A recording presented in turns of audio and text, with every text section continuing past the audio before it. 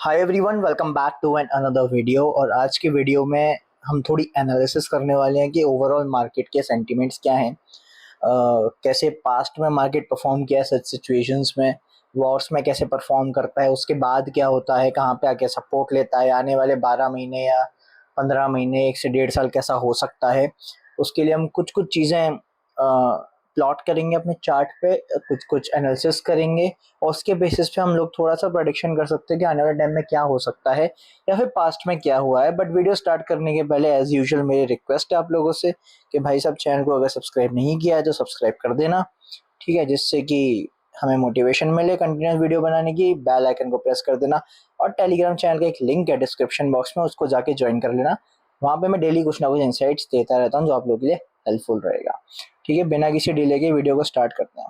अब सबसे पहले आज के डेट में देखो, आज मार्केट थोड़ा बहुत रिकवर हुआ है।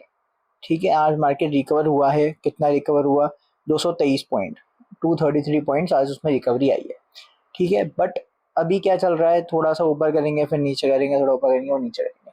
सिंपल सा हमें कैलकुलेशन करते हैं। हम लास्ट 10-15 ईयर्स का एक डेटा लेते हैं जिसमें हम एक सबसे पहले हम एक मूविंग एवरेज अप्लाई करते हैं which is 300 days moving average. ठीक है, ये जो SMA है सिंपल मूविंग एवरेज को 200 की जगह हम 300 कर देते हैं, सेव एज डिफॉल्ट कर देते हैं और इसको कर लेते हैं विजिबल। ठीक है, ये 300 डेज का मूविंग एवरेज हमारे पास में लग गया है। और इसको हम कहाँ से अज्यूम करेंगे? अज्यूम मतलब कहाँ से हम लोग इसको मेजर करेंगे? हम लोग इसको मेजर करेंगे एक बार 2010 के आसपास से। ठीक है, 2010-11 के आसपास से मेजर करेंगे, जो ये यहाँ से ये जो फॉल आया था ना यहाँ से। ठीक है, अब इसमें 2-3 पैटर्न्स हैं। सबसे पहला पैटर्न क्या है? जब भी निफ्टी 300 डेज मूविंग एवरेज के नीचे ट्रेड किया है उसने उसके बाद क्या किया है, फिर वो लाइफ टाइम में टच किया उसके बाद क्या किया है, फिर वो नीचे आया है फिर उसने क्या किया और फिर उसके बाद क्या हुआ है। ये हमारे 4 पॉइंटर्स हैं। आप ये समझ लो कि हमारे 4 स्टेप्स हैं जो हमें फॉलो करने हैं। ठीक है, सबसे पहली चीज, निफ्टी जब 300 डेज मूविंग एवरेज के नीचे ट्रेड किया, सबसे पहले हम क्या करते हैं ना, यहाँ पे एक हमारी लाइन ड्रॉ कर लेते हैं। ऐसा एक कुछ भी एक टाइप का रेंज बना लेते हैं।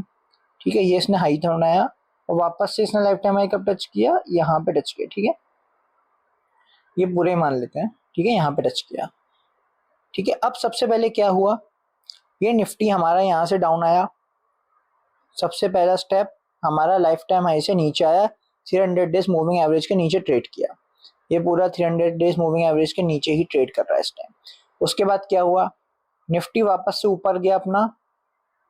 ठीक है, वापस से ऊपर गया और इसने बनाया अपना लाइफ टाइम हाई, वापस से बनाया। ठीक है, लाइफ टाइम हाई वापस से बनाया, टच किया। अब उसके बाद क्या हुआ?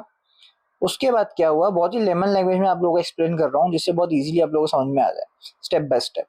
उसके बाद क्या हुआ, ये निफ्टी यहाँ से लाइफ टाइम हाई टच करने के बाद वापस से आया 300 DMA पे, उसको टच किया, उसको रीटेस्ट किया और फिर वहां से एक फ्रेश रैली आई। कितनी रैली थी वो, इसको एक बार वापस हटा देता हूँ। यहाँ से एक फ्रेश रैली हमारी जो बुल रन हमें देखने को मिला। अगर आप यहाँ से ऑल टाइम हाई से मानते हो तो ये कितना बुल रन आया था, यहाँ तक ले लेते हैं। ठीक है, 42%, हम 40% मान लेते हैं।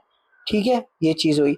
अब नेक्स्ट टाइम क्या हुआ, नेक्स्ट टाइम वापस से क्या हुआ, हम यहाँ पे एक वापस से ये लाइन ड्रॉ कर लेते हैं लाइफ टाइम हाई की। ठीक है, ये एक वापस से लाइन ड्रॉ कर लेते हैं लाइफ टाइम हाई की, यहाँ तक है। ठीक है, अब क्या हुआ, सेम चीज, निफ्टी नीचे आया, निफ्टी यहाँ से नीचे आया 300 डेज मूविंग एवरेज के, ये पूरा 300 डेज मूविंग एवरेज के नीचे ट्रेड किया, फिर ऊपर गया लाइफ टाइम हाई के पास में, लाइफ टाइम हाई को टच किया, देन वापस से 300 DMA को टच करने आया, रीटेस्ट करने आया। यहाँ से इसने अच्छी खासी रीटेस्ट की, W शेप रिकवरी दी, वापस से लाइफ टाइम उसने टच किया और फिर उसके बाद क्या हुआ, एक बार वापस से यहाँ से ड्राइंग बना लेते हैं। उसके बाद क्या हुआ, देन हमारी एक बड़ी सी रैली आई, कितने परसेंट की? अराउंड 40% की वापस। ठीक है, यहाँ तक 37% की टू बी प्रिसाइज्ड। ठीक है, यहाँ से 40% के आसपास की रैली वापस से। ठीक है, अब इसके बाद क्या हुआ, अब ये जो कोविड वाली सिचुएशन है ना, इसको हम रिमूव कर देंगे। ये जो कोविड वाली सिचुएशन है इसको हम रिमूव कर देंगे, बट इसका भी एक एनालिसिस है जो मैं आपको बताऊंगा अभी आगे, कि ग्लोबल फैक्टर जब होते हैं उस टाइम पे कैसी रिकवरी आती है, फिर कैसे चीजें रिएक्ट करती हैं। ठीक है, अब इसके बाद ये सिचुएशन वापस से कब बनी, ठीक है, यहाँ पे बनी, यहाँ से एक बार लाइफ टाइम हाई को मार्क कर लेते हैं, लाइफ टाइम हाई को मार्क कर लिया। ठीक है, निफ्टी यहाँ से नीचे आया, ये नीचे आया, नीचे आया 300 डीएमए के नीचे आया, 300 डीएमए के नीचे ट्रेड किया, वापस से लाइफ टाइम हाई गया। ठीक है, अब उसने वापस से क्या किया होगा, जो लास्ट टाइम किया था, वापस से 300 डीएमए को रीटेस्ट करने आया और उसके बाद हमारी फ्रेश रैली आई। अब ये फ्रेश रैली जो आई है, जो नया बुल रन आया, वो कितना परसेंट का था, एक बार वापस से यहाँ से ड्रॉ कर लेते हैं। ये लाइफ टाइम हाई था, ठीक है, मतलब ये पूरा लाइफ टाइम हाई था। ठीक है, और यहाँ से यहाँ तक की रैली है, कितनी, अगेन 40% की रैली है। आज की डेट में क्या है, आज की डेट में भी सेम सिचुएशन है। यहाँ से लाइफ टाइम हाई मार्क कर लो सबसे पहले तो, ठीक है, ये लाइफ टाइम हाई मार्क कर लो। ठीक है, हमारा निफ्टी यहाँ से नीचे आया, नीचे आया, नीचे आया, 300 डीएमए के नीचे ट्रेड किया, यहाँ से वापस ऊपर निकला, लाइफ टाइम हाई को टच किया और आज की डेट में वापस से 300 डीएमए को रीटेस्ट कर रहा है। अब ये जो रीटेस्टिंग है थोड़ी सी बड़ी क्यों हो सकती है, बिकॉज आज के टाइम पे वॉर वाली सिचुएशन बन गई है। अदरवाइज ये रीटेस्ट करके ऊपर निकल ही गया था, ठीक है, निकल ही गया था वो नया हाई बनाने के लिए, बट बिकॉज वॉर की सिचुएशन बनी तो ये वापस से नीचे आ गया। तो थोड़ा बहुत यहाँ से रीटेस्टिंग करेगा, वॉर जब भी खत्म होगा, ज्यादा लंबा आई डोंट थिंक ये चलेगा, बिकॉज ट्रम्प नोस के उसने बहुत बड़ी गलती कर दी है वॉर करके, उसको खुद को नुकसान हो रहा है। तो मैक्स टू मैक्स कितना चल सकता है, 1 महीना या 2 महीना। ठीक है, अगर इससे लंबा भी चलाना तो सिचुएशन कूल ऑफ हो जाती है, उस टाइम पे जो भी फैक्टर्स होते हैं कूल ऑफ हो जाते हैं। क्रूड ऑयल है या जो भी है, ईच एंड एवरी कंट्री कहीं ना कहीं से अपनी जुगाड़ बना ही लेती है, कहीं से, जैसे भी रशिया से हम लोग वापस से बाय करने वाले हैं, ठीक है, तो कहीं ना कहीं से वो चीज़ें मैनेज हो जाती हैं, तो सेंटीमेंट्स कहीं ना कहीं डाउन हो जाते हैं वॉर वाले। जैसे कि रशिया यूक्रेन का है, 2 महीने चला था, अभी तक चल रहा है, बट सेंटीमेंट्स कूल ऑफ हो गए।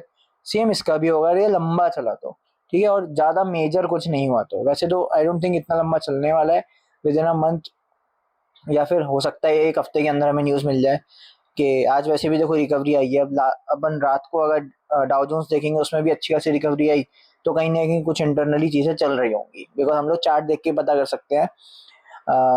We don't have internal contacts कि डायरेक्टली आपने किसी को फ़ोन कर दिया आपको पता चल जाएगा कल क्या होने वाला है। ठीक है, तो ये चीज़ आपको समझ में आई। अब यहाँ से जब भी फ्रेश रैली आएगी, अगर अपन जो आज तक रैली आई है 40% की, ठीक है, हम अगर उसको वापस से मार्क करें, हम अगर उसको वापस से मार्क करें लाइफ टाइम हाई से 40% का, तो ये कहाँ तक जाता है हमारा, 40% से तो खैर बहुत ऊपर चला जाता है, 40% मत करो, अपन 30,000 32,000 तक की बात करते हैं, 32,000 तक की ही बात करते हैं, विच इज ओनली 22%। ठीक है, 40% का ऑलमोस्ट अपन ने हाफ कर दिया, 22%। क्या 22% की रैली नहीं आ सकती after 2 years of long consolidation? बिल्कुल आ सकती है, कोई बड़ी बात नहीं है, बिकॉज हमारी इंटरनल सिचुएशन बहुत अच्छी है आज की डेट में इंडिया की। जो भी प्रॉब्लम आ रही है ग्लोबली आ रही है, ग्लोबल फैक्टर्स से आ रही है। ठीक है, अब एक चीज और दिखाते हैं, जब भी ग्लोबल फैक्टर के वजह से कोई भी वो आई है, कोई भी फॉल आया है, जैसे रशिया यूक्रेन का वॉर हुआ था, आई थिंक February 2022 में हुआ था, 24 फेब या कभी ऐसा कुछ हुआ था जहां तक मुझे याद है। ठीक है, इधर ही कहीं पे हुआ था, यहीं कहीं पे हुआ था। तो यहाँ से ये पूरा वी शेप रिकवरी आई थी। ठीक है, देन उसके बाद वापस से गिरा, फिर पूरा यहाँ से बॉटम आउट होके मार्केट अपना ऊपर चलना स्टार्ट किया। ठीक है, यहीं से ये पूरा बॉटम आउट होके ये मार्केट अपना कंसोलिडेट होके फिर यहाँ से ऊपर चलना स्टार्ट किया, मतलब इस लेवल के नीचे नहीं गया। ठीक है, देन अपना कोविड जो आया था वो ग्लोबल, वो था पूरा ग्लोबल फैक्टर था, यहाँ से पूरा वी शेप रिकवरी आई। ठीक है, ये आपने देखा। देन 2008 का अगर आप देखोगे, जो लेमन ब्रदर क्राइसिस था 2008 में, अगर हम आ जाते हैं, वैसे ये 2008 है। ठीक है, ये पूरा हाउसिंग क्राइसिस हो गया था एक तरह से, ये भी ग्लोबल फैक्टर था, यहाँ से भी रिकवरी आई वी शेप। तो जब भी ऐसी सिचुएशन बनती है जो ग्लोबल फैक्टर की वजह से हमारा एक पर्टिकुलर मार्केट डाउन हो रहा है, ठीक है, इस बात को समझना, ग्लोबल फैक्टर्स है, इंटरनली कुछ भी नहीं है, और because of the global factors हमारा मार्केट डाउन है इंडिया का, या जिस भी कंट्री में हम रह रहे हैं, उस कंट्री का खुद का ओन रीजन नहीं है। तो जो रिकवरी आती है ना, जब भी ये ग्लोबल फैक्टर सॉर्ट आउट हो जाते हैं या फिर ये थोड़े से कूल ऑफ हो जाते हैं, तो रिकवरी जिस तरह से वो गिरता है ना उसी तरह से रिकवर करता है। आप पास्ट उठा के देख लो, आप चार्ट देख लो, डेट वाइज भी देख लो, जब जो भी सिचुएशन बनी। ठीक है। अब ये जो वॉर लाइक सिचुएशन है कितना टाइम चल सकता है? मेरे हिसाब से ज़्यादा टाइम नहीं चलने वाला।